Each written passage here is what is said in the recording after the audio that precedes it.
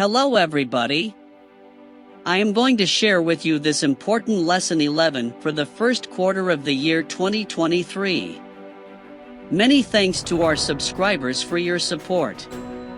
If this is the first time to watch this channel, please subscribe and click on thumbs up icon so that you can be notified when a new video is released. The topic of this lesson is managing in tough times. Sometimes we feel as if everything in life is out of control. There is too much war, killing, crime, sex, sin, too many natural disasters, sicknesses, money problems, and bad governments. The list goes on. When bad things happen, families often think about taking care of their own needs first. Many people want to feel safe. Of course, we can understand that, right? Our need to feel safe and take care of our needs can take a lot of our daily energy. We have loans and bills to pay, children to take care of, and property to manage. We need clothes, food, and shelter. Jesus talks about the need for these things in his Sermon on the Mountainside. When times are tough, we need to trust in God more than ever. In this lesson, we will look at some Bible rules that we can follow during hard times. Let us read this key text in Psalm 50 verse 14 to 15. Offer to God thanksgiving, and pay your vows to the Most High. Call upon me in the day of trouble, I will deliver you, and you shall glorify me. The book for Revelation foretold a global crisis that will specially affect those who want to remain faithful to God. Those who will obey God's laws won't be able to buy or sell in that moment. What will happen then? Or what can we do if we face a similar crisis today because of other disasters? Can we prepare today to face this type of crisis? The question is, who will defend us in tough times? Believe in the Lord your God, and you shall be established. Believe his prophets, and you shall prosper. 2 Chronicles 20 verse 20.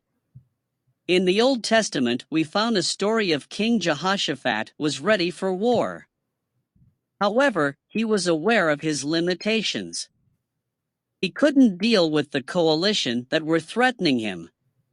He didn't seek help from other people to face this crisis, but he turned to the only one who could actually help him, God.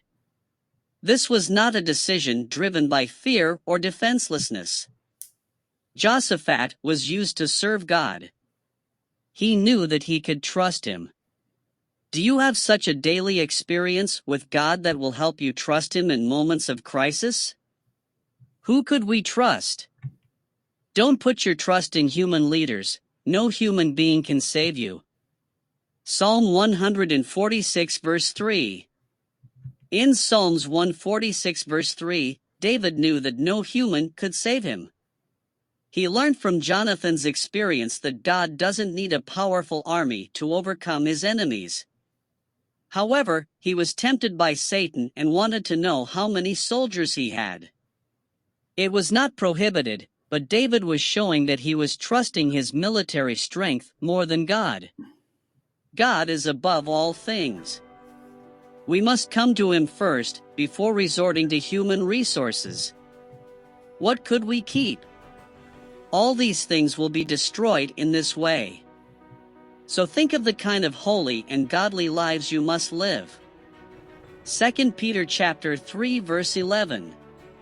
What will we keep when Jesus comes back? During the final tribulation, we won't be able to buy or sell. If we have anything left after that, it will be destroyed by fire. So should we get rid of everything we have now since we won't be able to keep it? No, unless the Holy Spirit clearly tells us to do so. We're stewards of everything God has given us until Jesus comes back. We must manage it wisely and faithfully. Yet, we must always remember that whatever we accumulate here is transitory, fleeting, and, if we are not careful, has the potential to be spiritually corrupting. What will be our priorities? No one can serve two masters. Either you will hate the one and love the other, or you will be devoted to the one and despise the other. You cannot serve both God and money. Matthew 6 chapter 24.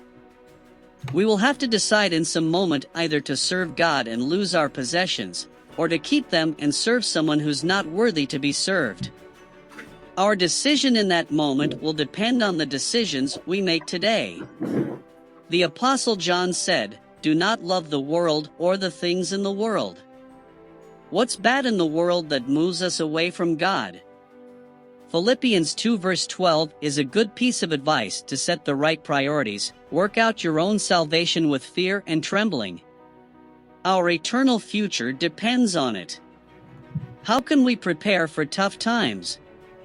So that they could not buy or sell unless they had the mark, which is the name of the beast or the number of its name. Revelation 13 verse 17.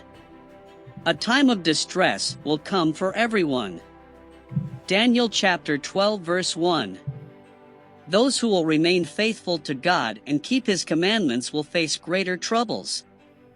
If we don't subject to the powers governing the world in that moment but remain faithful to God, we will lose our jobs and our possessions.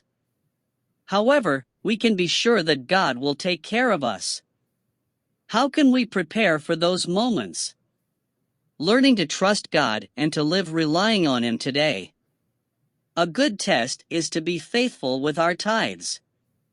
If we fail in something so small, how could we remain faithful in the forthcoming crisis? When we learn the power of His Word, we shall not follow the suggestions of Satan in order to obtain food or to save our lives. Our only questions will be, what is God's command? And what His promise? Knowing these, we shall obey the one and trust the other. This is the end of lesson. Please share it to your friends and relatives. God bless you.